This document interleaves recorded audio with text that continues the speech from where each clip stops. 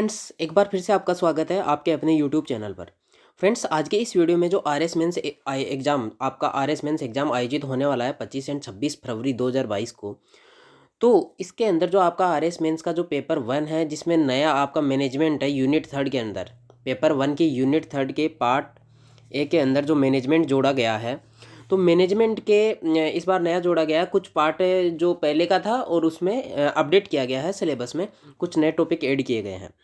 तो फ्रेंड्स, उसमें क्या इंपॉर्टेंट क्वेश्चंस बन सकते हैं प्रबंधन मैनेजमेंट से, तो इन क्वेश्चंस को अपन देखेंगे कि आपके इंपॉर्टेंट क्वेश्चंस क्या क्या बन सकते हैं। आप इनकी प्रैक्टिस करिए, इन्हें एक बार रिमाइंड कीजिए, इनका आंसर क्या हो सकता है, तो आपकी तैयारी होगी उसके अकॉर्डिंग। आप जैसे क्वेश्चन पढ़े और मन ही मन, हाँ भाई इसका आंसर ये होगा, इस प्रकार से, और नई जिसका जो भी क्वेश्चन नया है उसका आंसर आप ढूंढने की कोशिश करें। तो फ्रेंड्स, जो इंपॉर्टेंट क्वेश्चन है वे देख लेते हैं। प्रबंध से आपका क्या अभिप्राय है? प्रबंध की प्रशासन में क्या उपायदेयता हो सकती है? यूटिलिटी ऑफ मैनेजमेंट की प्रबंधन की प्रशासन में क्या उपायदेयता हो सकती है? जो फ्रेंड्स ये प्रबंधन के क्वेश्चंस बन सकते हैं वे अपन यहाँ देख रहे हैं। प्रबंध के मुख्य कार्यों का उल्लेख करें। जो प्रबंधन के मुख्य कार्य हैं, फंक्शंस ऑफ मैनेजमेंट, उनका उल्लेख करें। विपणन की आधुनिक अवधारणा बताइए। Modern concept of marketing. विपणन प्रबंध के दो कार्य। State two functions of marketing management कि विपणन प्रबंधन है उसके दो कार्य बताने हैं। विपणन व बिक्री में अंतर बताइए। और इसके अलावा क्या है, विपणन प्रबंध से क्या आशय हैं? जो मार्केटिंग मैनेजमेंट है उससे क्या आशय हैं? विपणन क्या है? विक्रय संवर्धन से क्या आशय हैं? तो फ्रेंड्स, ये दो दो मार्क्स वाले क्वेश्चन हैं जिनके आंसर 15 वर्ड के अंदर देने होते हैं। बाकी जो 50 वर्ड के अंदर देने वाले हैं वो अपन आगे देखेंगे। यहाँ आपके जो मैनेजमेंट में है वो दो टाइप से ही क्वेश्चन पूछे जाएंगे। एक तो 15 वर्ड 15 शब्दों वाले जो 2 मार्क्स में होंगे, और एक 50 वर्ड 50 शब्द में जो 5 मार्क्स में पूछे जाते हैं। क्वेश्चन नंबर 10, उपभोक्ता संवर्धन तकनीक के नाम उल्लेखित कीजिए। सेवा हेतु विपणन सम्मिश्रण में क्या समाहित है? आरएस 2016 में ये पूछा गया है। क्या पूछा गया है आरएस 2016 में? सेवा हेतु विपणन सम्मिश्रण में क्या समाहित है, ये पूछा गया है। उत्पाद हेतु विपणन सम्मिश्रण में क्या समाहित है? ये फिर से ये सेवा हेतु है और ये उत्पाद हेतु है। तो फ्रेंड्स, सेवा हेतु सब विपणन सम्मिश्रण और उत्पाद हेतु विपणन सम्मिश्रण, जो 4C का फॉर्मूला है उसके अंदर से ये क्वेश्चन पूछा गया है। Okay, marketing mix. Silent salesman से आप क्या समझते हैं? संधारणीय विपणन विचार को संक्षेप में समझाइए और विपणन मिश्रण का अर्थ स्पष्ट कीजिए। सामाजिक विपणन विचारधारा को स्पष्ट कीजिए। उत्पाद चौड़ाई को परिभाषित करें। यह आपके आरएस स्पेशल एग्जाम 2016 में हुआ, उसमें पूछा गया है। उत्पाद चौड़ाई को परिभाषित कीजिए। Define product width. कीमत एवं मूल्य के संबंधों की व्याख्या कीजिए। आपको अकॉर्डिंग टू सिलेबस पढ़ना है फ्रेंड्स, कि जो जो टॉपिक आपके सिलेबस में है उन्हीं टॉपिक्स को उसके अकॉर्डिंग, ये मेंस एग्जाम में पूछा गया है 2016 में, लेकिन आपको 2018 में जो सिलेबस है उसके अकॉर्डिंग पढ़ना है। सुविधा उत्पाद के प्रमुख लक्षण बताइए। विपणन में वितरण माध्यमों से आप क्या समझते हैं?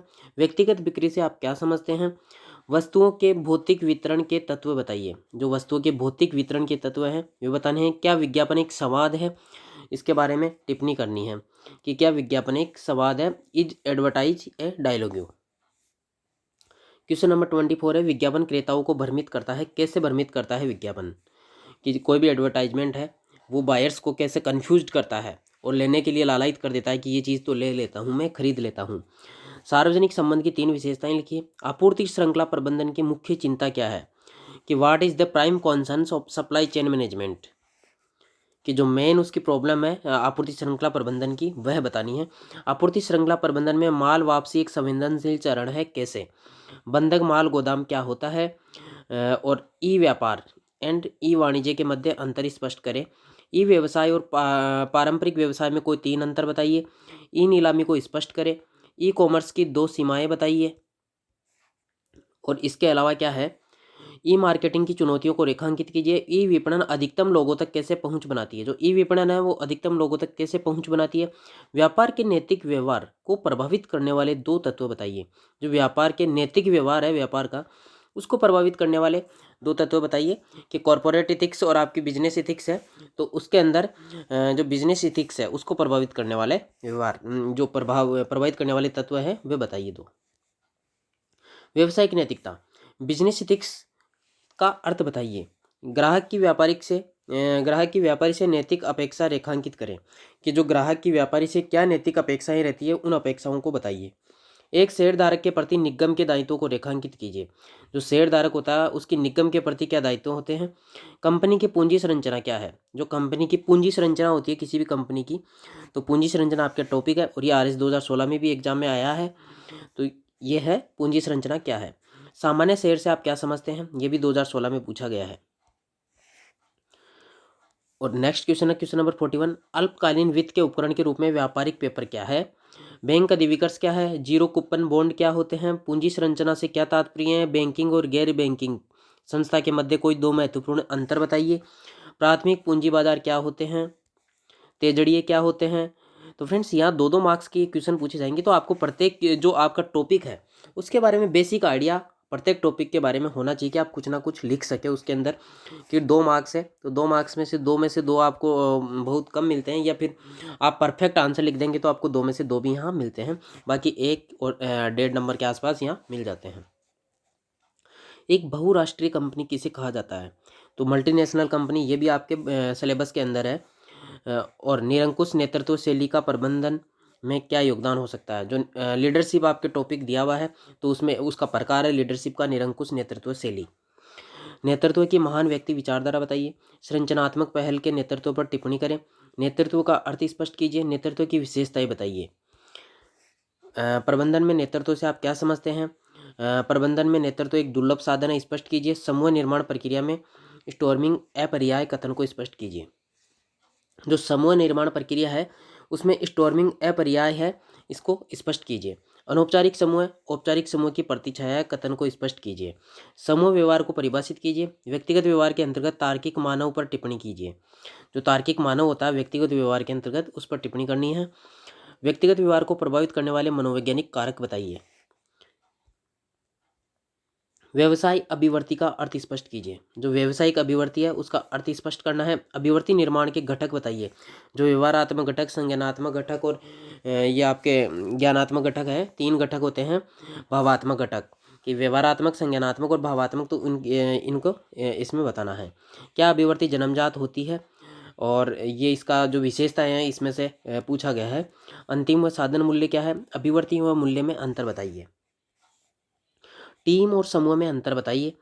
एक प्रभावी टीम हेतु आवश्यक शर्तें बताइए। स्वप्रबंधित टीम के बारे में टिप्पणी कीजिए। नकारात्मक अभिप्रेरणा सकारात्मक परिणाम देती है, स्पष्ट करिए। मौद्रिक व गैर मौद्रिक अभिप्रेरणा का अंतर स्पष्ट कीजिए।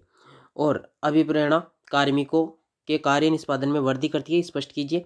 अभिप्रेरणा के गाजर व छड़ी के सिद्धांत की व्याख्या कीजिए। अभिप्रेरणा के सिद्धांत की 2 मान्यताएं बताइए। तो फ्रेंड्स ये केराटिन डिस्ट्रिक्ट वाला जो आपका अभिप्रेरणा के अंदर है, तो ये उसमें आपके टॉपिक में है। जो गाजर व छड़ी का सिद्धांत है वो अभिप्रेरणा के अंदर है, आप वहाँ से रीड कर सकते हैं। अवित्तीय अभिप्रेरण के कुछ रूप बताइए। अभिप्रेरणा की 2 तकनीक के नाम बताइए। समय प्रबंधन में प्रत्यायोजन कैसे सहयोग करता है। जो डेलीगेशन है, डेलीगेशन ऑफ पावर, वो समय प्रबंधन में कैसे सहयोग करता है ये बताना है। समय प्रबंधन की 2 महत्वपूर्ण बाधाएं बताइए।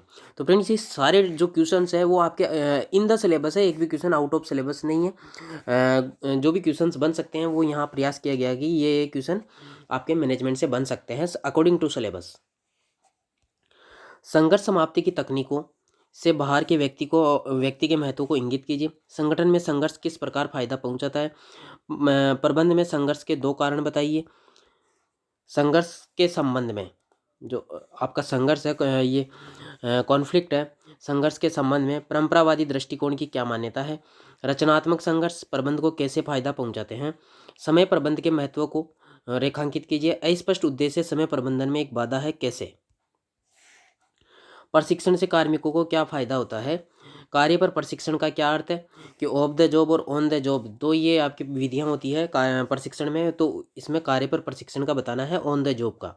प्रकोष्ठशाला प्रशिक्षण के बारे में बताइए। प्रशिक्षण और विकास के मध्य 2 अंतर बताइए। कार्य निष्पादन मूल्यांकन की चुनौतियों को स्पष्ट कीजिए। जो कार्य निष्पादन मूल्यांकन की चुनौतियां हैं उन्हें स्पष्ट कीजिए। उद्यमिता एक रचनात्मक क्रिया है, कैसे। उद्यमिता का अर्थ बताइए। स्टार्टअप का अर्थ बताना है यहाँ। स्टार्टअप क्या होता है, स्टार्टअप के लिए इंक्यूबेशन आवश्यक है, कैसे। एंजल निवेशक व उद्यम पूंजी में अंतर बताइए। उद्यमिता से आप क्या समझते हैं, इसकी विशेषताओं की विवेचना कीजिए। शैक्षिक गतिविधियों के लिए प्रबंध किस प्रकार सहायक हो सकता है। शैक्षिक प्रबंधन को के 2 महत्वपूर्ण उद्देश्य इंगित कीजिए। हेल्थ केयर प्रबंधन को स्पष्ट कीजिए। हेल्थ केयर प्रबंधन में एनजीओ की भूमिका को स्पष्ट कीजिए। वेलनेस क्या होता है, समाज में वेलनेस की क्या आवश्यकता है, पर्यटन को परिभाषित कीजिए। और क्वेश्चन नंबर 104 है, मानव जातीय पर्यटक क्या होता है। फ्रेंड्स ये दो मार्क्स के क्वेश्चन है, आपको छोटे छोटे इसमें इनके आंसर होंगे लगभग बेसिक्स। आतिथ्य प्रबंधन को समझाइए। आतिथ्य प्रबंधन के समक्ष कौन सी चुनौतियां हैं उन्हें बताना है। और अतिथि चक्कर, अतिथि चक्कर क्या होता है इसे बताना है। What is the guest cycle. 108 number question है, पर्यटन प्रबंध की चुनौतियों का विश्लेषण प्रस्तुत करें। आतिथ्य प्रबंधन एक छाता संगठन की गतिविधि है, परिभाषित कीजिए। और ये आपके जो 50 वर्ड के अंदर, जो इसमें दो टाइप के क्वेश्चन पूछे जाते हैं, 15 वर्ड और 50 वर्ड। तो 15 वर्ड में अपन देख चुके हैं और 50 वर्ड के अंदर आपके ये 27 क्वेश्चन है, तो इन्हें भी देख लेते हैं अपन। बाकी फ्रेंड्स इन क्वेश्चंस का सॉल्यूशन मैं आपको जल्द इस चैनल पर प्रोवाइड करवाऊंगा। अभी आप इन क्वेश्चंस को अपने लेवल से देख सकते हैं इनकी कि इनका क्या आंसर होगा, इन्हें रीड करके एक बार रिमाइंड कर लें। प्रबंध समाज के विकास में कैसे सहायक है। उत्पाद जीवन चक्र की विभिन्न अवस्थाओं को समझाइए। प्रमुख संवर्धन मिश्रण साधनों का संक्षिप्त वर्णन कीजिए। जो प्रमुख संवर्धन मिश्रण साधन है उनका संक्षिप्त वर्णन, ये 2016 में पूछा गया है। आपूर्ति श्रृंखला प्रबंधन, आपूर्ति श्रृंखला प्रबंधन का अर्थ स्पष्ट करते हुए इसके समक्ष चुनौतियों का वर्णन कीजिए। वस्तु सूची स्टॉक के रखरखाव को निर्धारित करने वाले कारकों का उल्लेख कीजिए। ई कॉमर्स समाज को लाभ पहुंचाती है कैसे। ई व्यवसायिक की अवधारणा और उपादेयता को स्पष्ट कीजिए। जो ई व्यवसायिक ई बिजनेस है, ई बिजनेस की concept and benefits, concept and benefits को बताना है। अवधारणा और उपादेयता। व्यवसायिक नैतिकता, बिजनेस एथिक्स के विभिन्न तत्वों की व्याख्या कीजिए। संपदा धन को अधिकतम, जो धन के अधिकतमीकरण की अवधारणा है उसे समझाइए। 2018 में भी पूछा गया है और वो आगे भी पूछा जा सकता है। पूंजी संरचना अवधारणा में शुद्ध आय और शुद्ध संचालन आय के सिद्धांत में भिन्नता बताए। जो पूंजी संरचना की अवधारणाएं हैं उनमें एक तो शुद्ध आय का सिद्धांत है और एक शुद्ध संचालन आय का सिद्धांत है, उनमें भिन्नता बतानी है। ये 2016 में इसमें आपके पूछा गया। आरएस एग्जाम 2016 के अंदर ऑलरेडी आ चुका है, तो दोबारा भी आ सकता है। लाभ के बंटवारे की अवधारणा पर एक लघु लेख लिखिए। जो लाभ का बंटवारा है अब उस पर लघु लेख लिखिए। समता अंश और अधिमान अंश के मध्य अंतर स्पष्ट कीजिए। विदेशी संस्थागत निवेश की विवेचना कीजिए। सभी प्रबंधक नेता होते हैं, सभी प्रबंधक नेता होते हैं लेकिन सभी नेता प्रबंधक नहीं होते, कथन की व्याख्या कीजिए। निर्णय निर्माण, संचार, अभिप्रेरणा व सत्ता प्रत्यायोजन के आधार पर नेतृत्व की 3 शैलियों की व्याख्या कीजिए।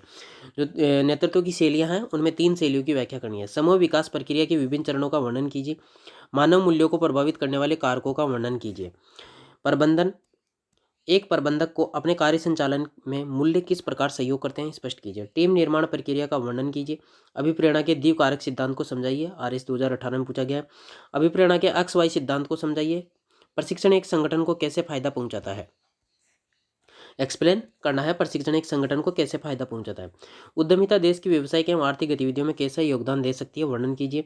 रोगी प्रबंधन को समझाइए। Explain patient management. वेलनेस प्रबंधन के आयाम का विश्लेषण कीजिए और वेलनेस प्रबंधन के आयामों का विश्लेषण करना है। और क्वेश्चन नंबर 26 है, पर्यटन प्रबंधन में कौन कौन से घटकों को शामिल किया गया है।